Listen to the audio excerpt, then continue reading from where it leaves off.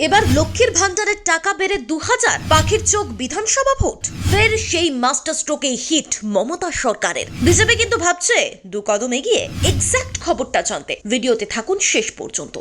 বাংলার মা মনিদের যেন কপাল খুলছে। বিজেপি সাংসদের কথায় বেড়ে গেল লক্ষ্মীর ভান্ডারের টাকা। 1000-এ কি হয়, কম করে 2000 টাকা তো দেওয়া উচিত। তৃণমূলের ভোট ব্যাংক নাড়িয়ে যখন মুখ্যমন্ত্রী মমতা বন্দ্যোপাধ্যায়কে চিঠি লিখলেন বিজেপি সাংসদ জ্যোতির্ময় সিং মাহাতো, তখন প্রশাসনিক মহলে কান পাতলে শোনা যাচ্ছে অন্য কথা। বড় সুখবর, টার্গেট 2026। তাহলে কি বিধানসভা নির্বাচনের আগেই লক্ষ্মীর ভান্ডারের টাকা নিয়ে বড় সিদ্ধান্ত মমতা সরকারের? 1000 টাকার জায়গায় 1500 টাকা, আরো 1200 টাকা বেড়ে হবে 1700 টাকা। হ্যাঁ, শোনা যাচ্ছে বিধানসভা নির্বাচনকে পাখির চোখ করেই ফের শাসক দল দিতে পারে সেই পুরনো মাস্টার স্ট্রোক। মানে আবারও পুরনো চালেই ভরসা রাখতে চাইছে মমতা সরকার। এটা তো ভুলে গেলে চলবে না, লক্ষ্মীর ভান্ডারের জন্যই মহিলা ভোটারদের হৃদয় একবার নয় বারবার জায়গা করে নিয়েছে মমতাময়ী সরকার। তাই সেই লক্ষ্মীর ভান্ডারের টাকা বিধানসভা ভোটের আগে বেড়ে দ্বিগুণ হলে না খুব একটা অস্বাভাবিক হবে না। তার মধ্যে বিজেপি সাংসদের আবেদন যেন এক্সট্রা অক্সিজেন যোগালো। অলরেডি এই নিয়ে চারিদিকে হইচই পড়ে গিয়েছে।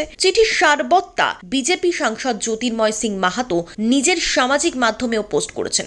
হ্যাশট্যাগ লক্ষ্মীর ভান্ডারও দিয়েছেন। বলেছেন, আমি মাননীয় মুখ্যমন্ত্রীর কাছে আবেদন করেছি, পশ্চিম বাংলার মহিলাদের 1000 টাকা ও 1200 টাকা করে দিয়ে যে ভোট ব্যাংক আপনি তৈরি করছেন তাতে কিন্তু কিছু হয় না। ন্যূনতম 2000 টাকা করে দিতে হয়, কিন্তু তাতে অন্তত তাদের হাত খরচাটা হবে। যদিও দুদিন আগে আরজিকর কাণ্ডের পরপর প্রতিবাদ করে পথে নেমে অনেকেই বলেছিলেন যে রাজ্যে সেফ নয় লক্ষ্মীরা সেখানে লক্ষ্মীর ভান্ডারের মানেই হয় না। পাল্টা কুণালেরও খোঁজা ছিল, যারা লক্ষ্মীর ভান্ডার এবং রাজ্য সরকারের অন্যান্য স্কিমে থাকতে চান না তাদের জন্য ফেরত দেওয়ার একটা ফর্ম দিক রাজ্য সরকার। ফেসবুকে বিকৃত বিপ্লবী না সেজে ফেরত ফর্ম ফিল আপ করুন। কিন্তু তারপর কয়েকদিন পার হতেই লক্ষ্মীর ভান্ডারের টাকা বাড়ার কথায় সোজা রাজ্যের মহিলারা আনন্দের জোয়ারে ভাসছেন। আর বিরোধীরা যেখানে সবসময় মমতা বন্দ্যোপাধ্যায়কে বা মমতা বন্দ্যোপাধ্যায় সরকারকে লক্ষ্মীর ভান্ডার নিয়ে খোঁচা দেওয়ার চেষ্টায় থাকে, তারাই বা কি ভেবে 1000 টাকাটা 2000 টাকার করার আবেদন জানালেন সরকারের কাছে। এক্ষেত্রে রাজনীতির কারবারিদের একাংশ বলছেন, প্রথম থেকেই বাংলার মুখ্যমন্ত্রী দাবি করে আসছেন তাদের ভাড়ারে টান রয়েছে। সেই কথা মাথায় রেখেই বিজেপি সাংসদ সেই টাকা বাড়িয়ে 2000 টাকা করার কথা বলছেন। কারণ রাজনৈতিক বিশ্লেষকদের মতে বিজেপি ভাবছে